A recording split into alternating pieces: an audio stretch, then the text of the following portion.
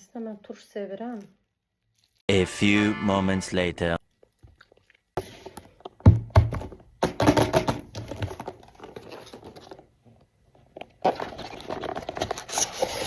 Wow.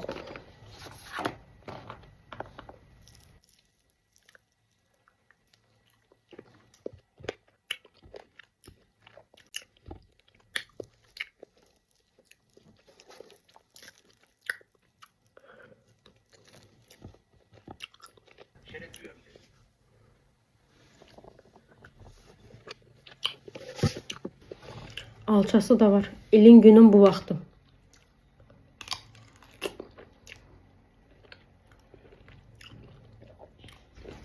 Sonda isə belə bir meyvə var ki, bu qədər şeyləri yedikdən sonra təzyiqimizi normallaşdırmaq üçün bunu da yeyək ki, təzyiqimiz normallaşsın.